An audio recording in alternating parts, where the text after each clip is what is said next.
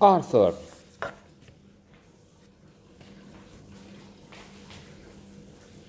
A comedy that has been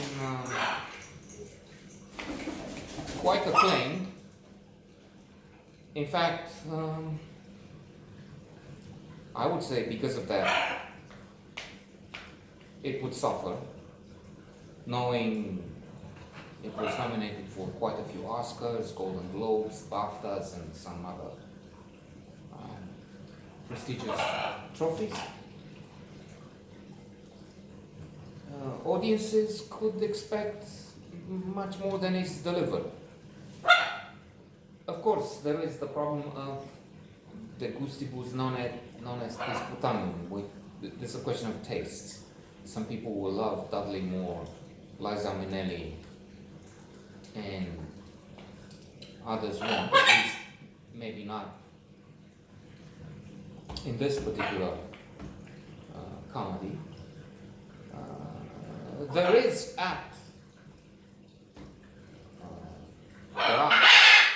Termină, mă, cretinule. Act performances. They've been doing this too much this morning. I mean, once, 10 times, but not 100.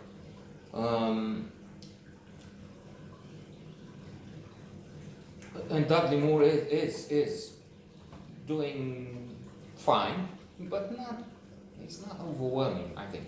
Plus, in my opinion, there is a problem with the script, in that the hero Arthur, aka Dudley Moore, Arthur Bach, the billionaire, and that's 40 years ago or so, when a few $1 billion or $1 billion would be the equivalent of 50. Well, we have people now who have more than 100. Musk has what, 200 or more now? And he's an alcoholic. Yes, that's a disease, that's an affliction, that's a dependent, an addiction which has to be treated. We must see alcoholics like diabetics, I guess, and so many other people, overweight people like this one.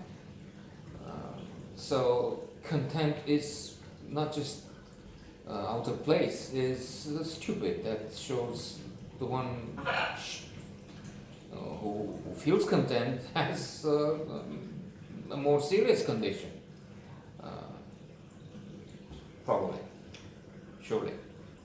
But when he's an alcoholic and such a rich guy and he does nothing and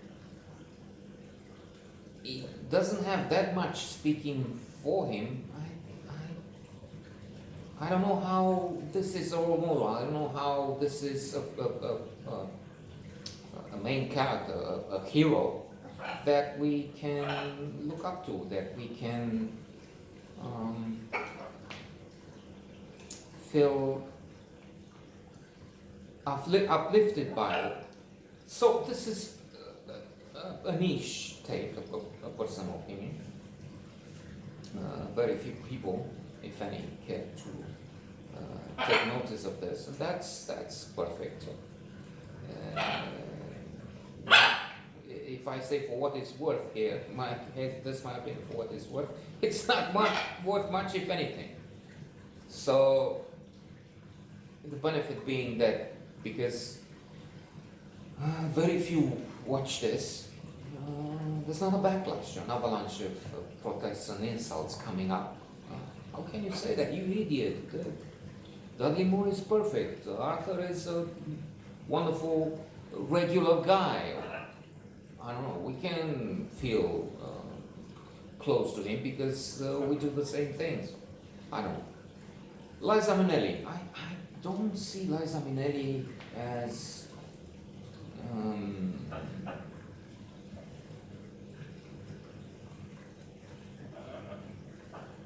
impressive. she's not nowhere near Meryl Streep. Catherine Hepburn, to go further back in time.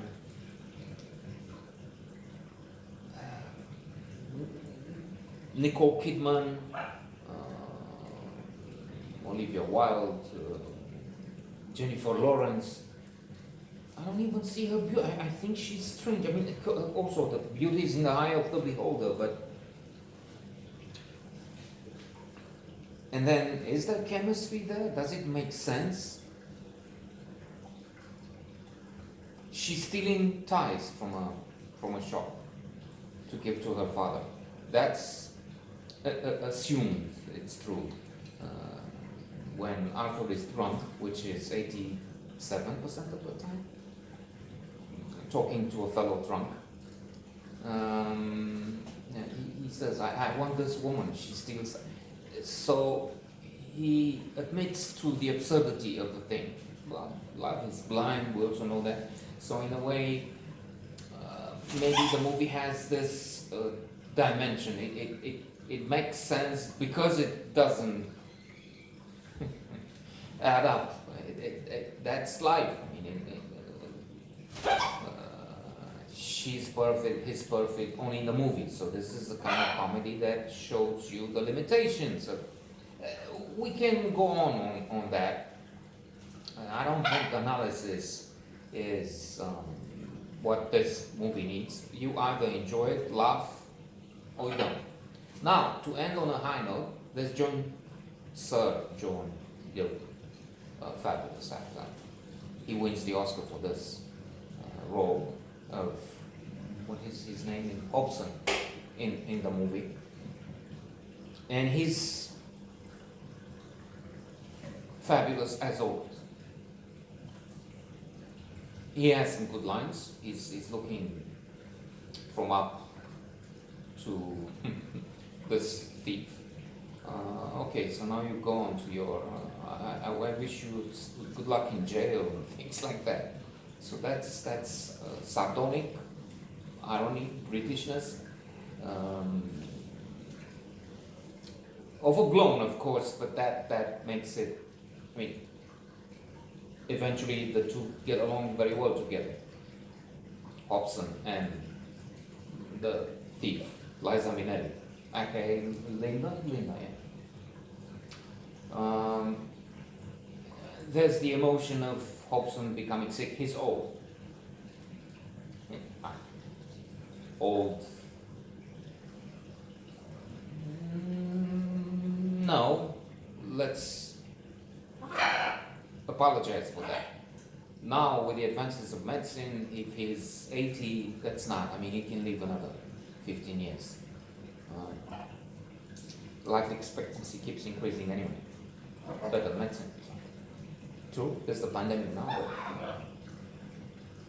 The paradox here is that John Gielgud has some serious, fabulous, overwhelming performances and roles in Shakespearean plays and fantastic dramas. So in a way, the fact that he's rewarded for the role of a butler seems a bit strange, superfluous. True, it's good that they gave it to him. In some ways, this is maybe a meditation on things Hollywood, on this superfluous industry there, and lack of gravitas and understanding and comprehension, because actors like Sir John Gielgud is one of the greatest, have given the world, cinema, audiences, much more substance, much more to think of, much more inspirational performances than this. But, well, there it is.